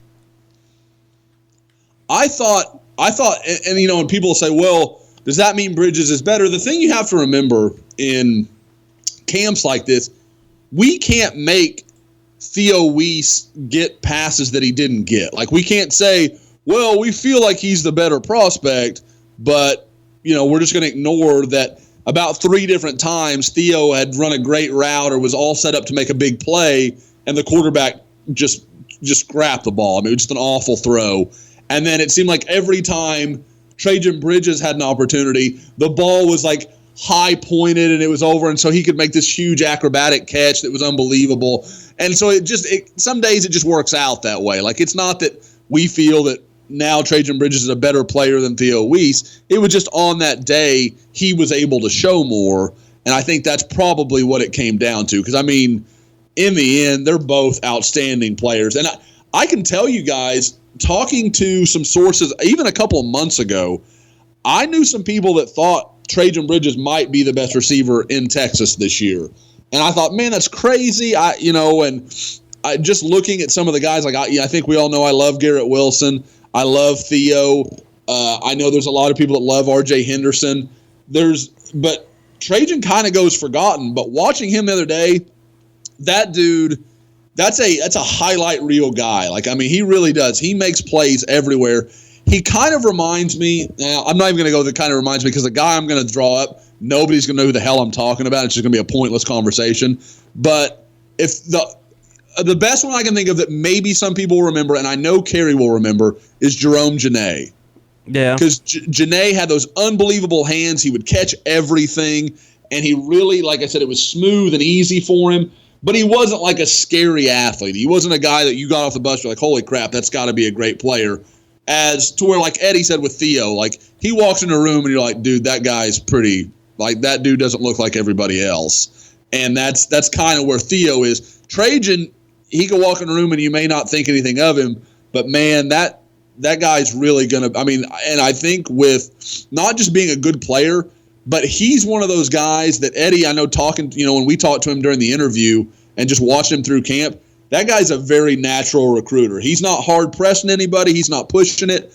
But, man, he is really comfortable kind of schmoozing and talking and making sure everybody's around him. And I think it's going to pay off for OU pretty big before too long. I wasn't around him in high school, obviously, but Trajan Bridges has a little bit of Kenny Stills in him. Is that fair to say? Yeah, there's definitely some of that same personality, swagger. Yeah, like he's not. You know, he's cocky, but he doesn't come off that way. Yeah, you know, like I know in my mind you think everybody else here sucks and you're the man, but you don't present it that way. And there's something to be said for that. I mean, that's not a bad quality. Kenny Stills remains one of the most baffling athletes to me because he has a ridiculous ability to adjust to the football. He was always getting open. He's still doing really well in the NFL. He was always getting behind people, but like you just watch him go out and run, and you're just like, that guy looks okay. Yeah, he doesn't have like I think he's deceptively fast, if that makes sense. He's like floppy kneed, like there's not a lot of. It just seems like he's just kind of his legs just kind of flip and flop all over the place as he's running down the field. He's had a really good career too in the NFL. I mean, he is. I believe he's the most successful NFL receiver OU's ever had.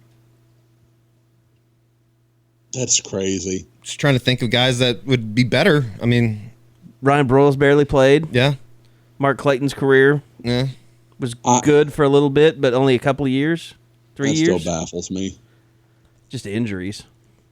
I mean, God, he I thought basically he was gonna retired be because of great. injuries. I mean, his knees were almost shot before he left college. Yeah. Guys, Kenny Stills has more receiving yards than Mark Clayton does in the NFL.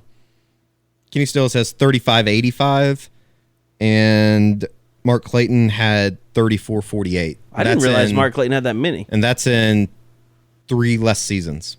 Wow. So, yeah, Kenny Stills. This will be Kenny's 6th year in the league. I think CeeDee Lamb's got a chance. Physically, CeeDee Lamb might be as well put together, or like from just a whoa, that guy's gotten big standpoint than anybody else down there. How many career yards does Jermaine Gresham have? In the NFL? Yeah. Be curious to know. Probably going to have like 3,000 this year. Like in one season. Back together with Sam. 36.58. So he's your leading receiver. 36.58 in. well, hey, if you're going to get into that, what about 8 Keith years. Jackson? Well, I'm talking about modern era, Okay. which I know there's a lot of people like, oh, he's modern, you son of a bitch. He's not modern. Talking Stoops. Keith Jackson's era only on. at 52.83. Yeah. So it's not as far ahead as I would have thought him to be, honestly. What did Sterling end up with last year? He could end up. I think Sterling could end up He's gotta playing be in the league close for a to- while. He's got to be close to 2,000, 2,500. Let's see. 14-14. Oh, 14 careers, 14-14? Yeah, he had 14. He had 731 last year, Wow. and he missed 7 games. Or I mean, 5 games. Well, if they trade away that makes Odell, more sense because I was like, I felt like he had a much better second year than he did first year, but I didn't realize he'd missed that many games. I thought he only missed 2 or 3. It makes the me feel sense that- really old that he's been in the NFL 2 years now. Shermer is definitely getting rid of Odell Beckham Jr., I think. I'll have to call my good friend Pat. Your He's good friend, Pat Shermer? Yeah, we danced together. Oh, yeah. You know, it was funny when New Orleans and Minnesota played at the end of the season. Mm-hmm. I heard about that game. That was I still like Stephon Diggs is another guy. Like, he's so much better. I mean, he was so good coming out of high school, and then he was so average in college. He should have never gone to Maryland. Yeah, and now he is so good in the NFL when he's healthy. Yeah. But after the game was over, after his magnificent catch and ridiculous, tackle attempt by New Orleans, so Gabe Eichard was standing out on the field, and Sam was right there, and he said, "Hey, Sam, you want to get a picture?" And Sam's like, "Sure, yeah." Don't take pictures with scrubs. Is what he should have said. Gabe Eichard, wow, you're radio partners. I'm just kidding. And so, is this because you didn't get invited to the wedding? Yeah, this kept me up all night. The music, I could hear it from my house. No problem, guys. I don't want to party. No, I'm just kidding, Gabe. So, Well, hopefully Gabe thanked the nice people who fielded all those calls. oh God, did you see that lady? That crazy I lady? did. That's crazy. It's crazy. We call them pores in Oklahoma City. Everybody calls them that. Everywhere. So Gabe meets Sam Field. He's like, "Hey, can we get a picture?" And Sam's like, "Yeah, sure." And so he turns around, hands his phone to a guy, says, "Hey, can you take a picture real quick?" And the guy's like, "Oh yeah, okay." Guy takes the picture, hands his phone. It was Pat Shermer. Oh, really? And That's Gabe pretty was good. like, he's so unapologetic to this day. I'm sure Sam was like, "Oh God, you just asked my You just OC." asked the head coach of the New York Giants. Yeah. So Gabe probably ruined his chances of ever getting picked up by the Giants. I think he's ready to announce a retirement soon. He should. He's an incredible shrinking man. He should right now. announce it on Soonerscoop.com. We'll set up Come a on the press pod. conference for him. Announce it on the pod. God, do we have to give him a job then? I don't know if I can afford that. No, we could just do it on like I don't know. We could build it up. I think we could. We need to maybe dip into the Scoop HD files. I think we have some Gabe Eichert. That would be good. Yeah, we could do. Like I actually think it's I could on get some tape, like literally on tape. Yeah, we need to. I'm gonna have to invest in a whole. I have all system. those tapes. Yeah, I'm gonna have to invest in a system so we can make that stuff HD. Shoebox is full of. We have so much. I bet there's stuff. a lot of Sterling Shepard tape on there. A lot. As like a sophomore and junior. That could be a nice summer project for us. Guys, in a little bit of news I just saw here on the Twitter, Mike Singletary is going to be the next head football coach at Trinity Christian Addison High School. That's a high school, right? That's a high school. Wow, he really wants to coach. That's the one that's had a lot of transfer, like the Lewis Seen kid that we were looking for the other day, Eddie, that transferred in from Massachusetts. That's where he's transferred to. It's this little bitty private school that no one seems to know anything about. Well, I bet they're under UIL investigation by December 2020. I am now Googling Trinity Christian and Deion Sanders and seeing what might come up there, because that feels very, very Deion-ish in the Dallas area after Prime 21 went nuclear. Well, isn't Deion Sanders the offense coordinator at Trinity Christian? Deion is to be offensive coordinator at Trinity Christian Cedar Hill. Oh, so that's a different one. Yeah. Now, I could be wrong about the one in Addison. I thought that was the same thing, and I might be wrong. So hold up a tick on that one. But anyway, let's not slow down. I just thought that was interesting that Mike Singletary is now a high school head football coach at a private school in Dallas. I'm sure he's getting paid. Yes. Yeah. Well, I mean, Okay. Anything else? Anything else you want to hit on from the Dallas camp that didn't cover? Any surprises or any guys you saw down there? You're like, whoa, I need to watch this guy. Jamie Nance took the cake for me. I mean, I thought he was outstanding.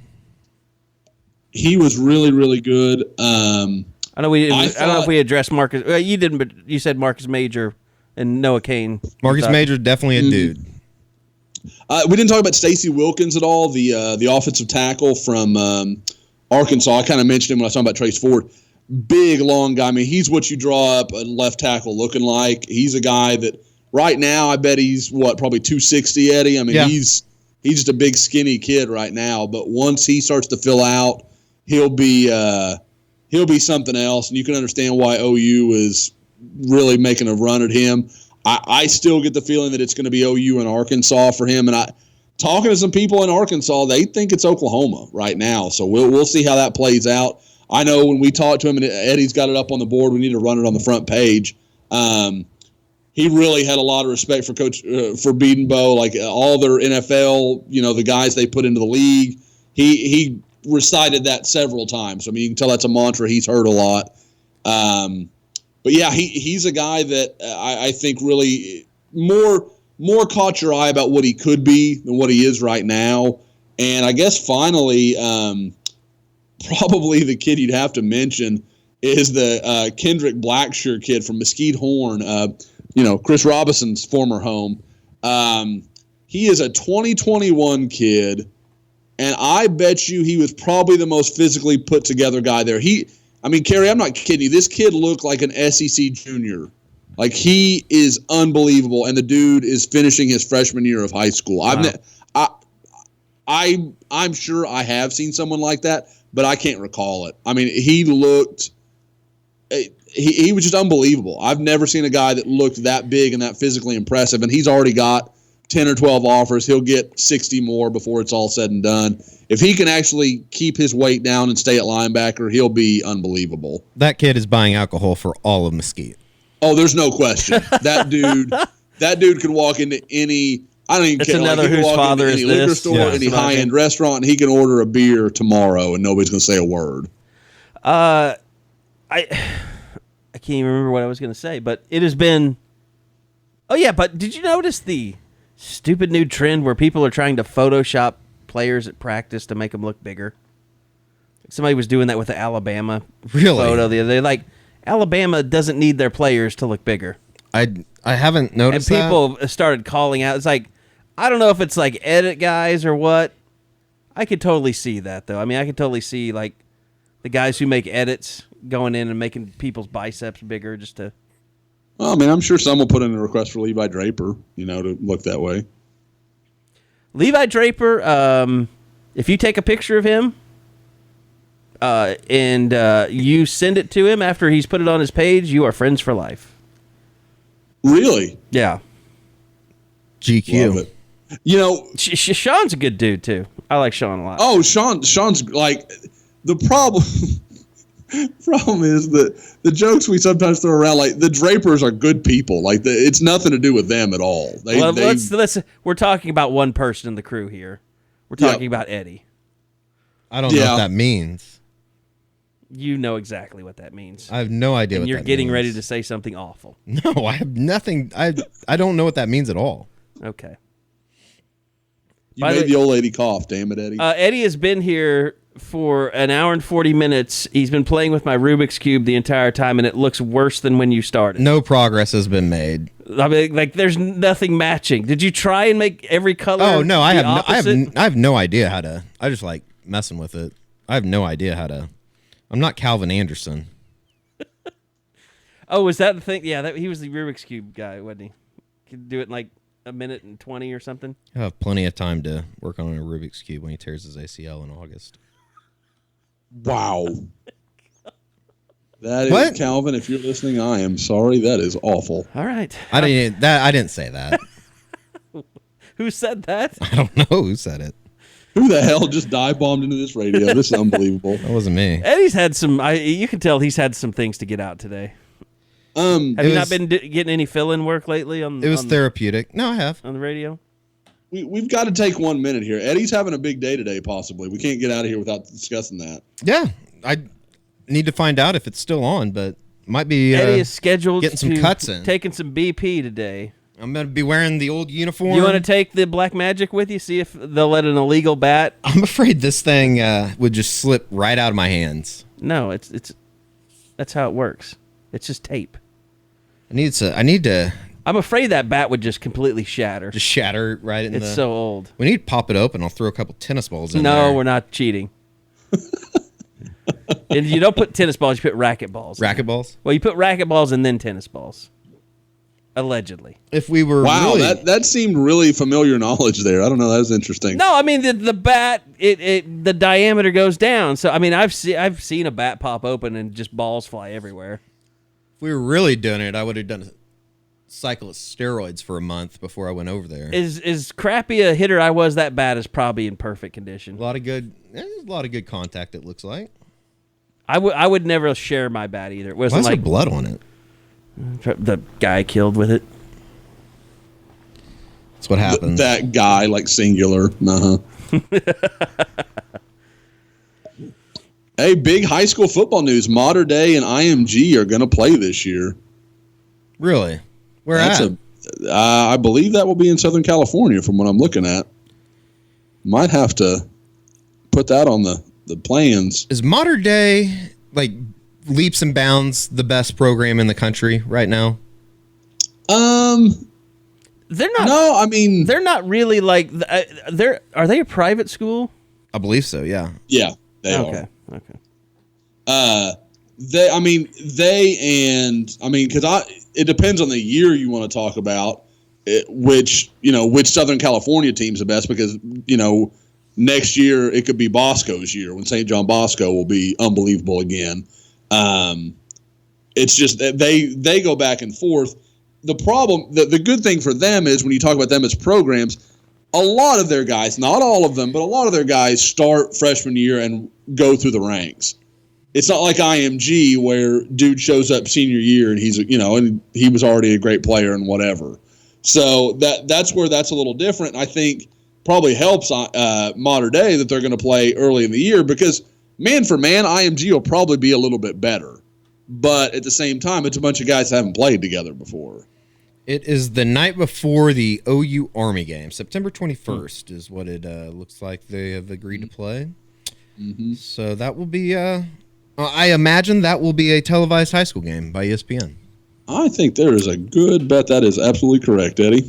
Very nice. Hey, we're running a little long. We got to get out of here. I will add, OU very, very active on the JUCO transfer I mean, it's unbelievable. recruiting trail. Bob Prisbilla is doing a great job on the board. Check in on the Crimson Corner to get all the updates on that. But check in with our hoops guys at Rivals too. Corey Evans doing a great job. Corey Evans has done a great job. It's going to be interesting. I almost think if OU can get the Cleeks Day kid out of Maine and the Austin Trice kid out of Wabash Valley, JUCO, they could be in a better position than they were last year. And that I think that kind of tells you everything you need to know about where they were this year. It kind of goes to show you that Lon, and I've said this before, maybe they are lacking a little bit on the tactical side of things on the coaching ladder, but their recruiting ladder is pretty solid. They know they're in a bad spot and they have to get out. So and it appears that they're now.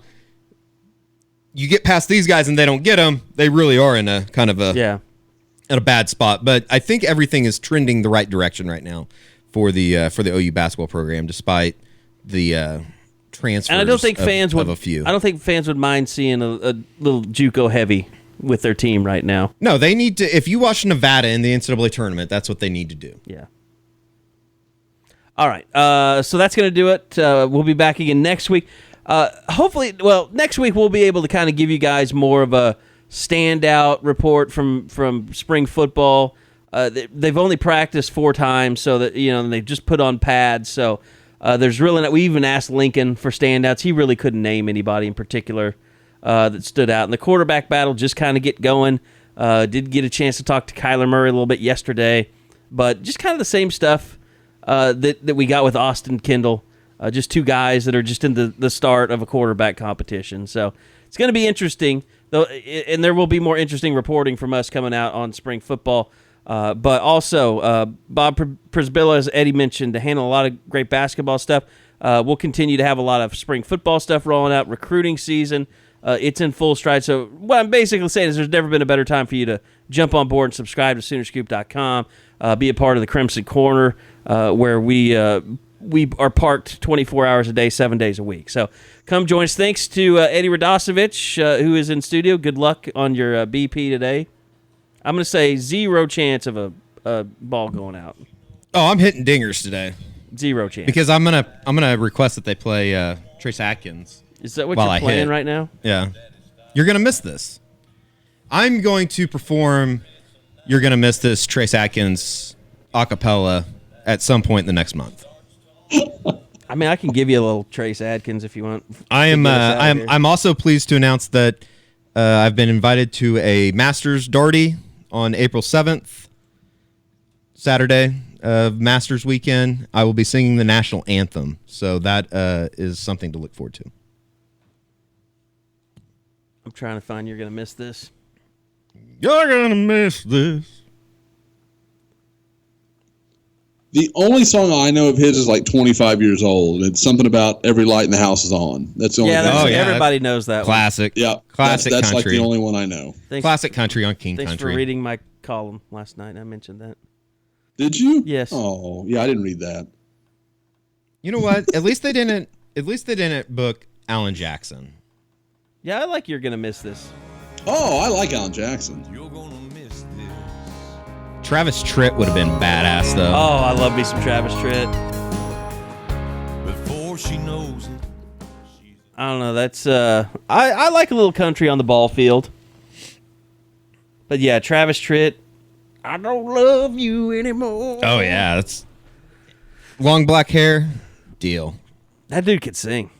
All right, that's gonna do it for us. Thanks to Eddie. Good luck.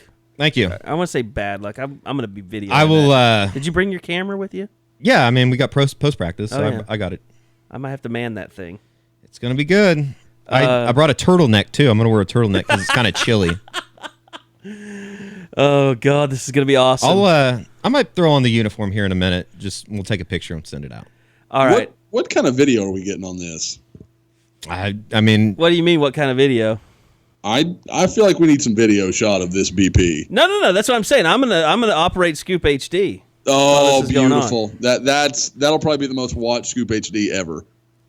I'll be editing it, so we'll see how much of it gets out. It's just Eddie walking up to the plate, and then a ball just it kind of flies over the He's fence. not going to have another one of his Nate Fakin repeats from his shooting. Well, I mean, I made one, and that's where everything went wrong. So, All right, Josh, thank you very much for being a part of things as always. Great job this weekend and last weekend at Houston and Dallas. And 5-star, we don't have complete details on that, but that'll be coming up as well. But we didn't even talk about. We can talk about it next week. But Lincoln Riley released some of his football camp information, which is really interesting because he was only having 1-day camps, which has never happened before. So there's probably some reasoning behind that. So anyway, thank you to everybody for listening. Thanks to Josh. Thanks to Eddie. And we'll see you guys back here next week on the Unofficial 40 from Soonerscoop.com. Podcasts from Soonerscoop.com.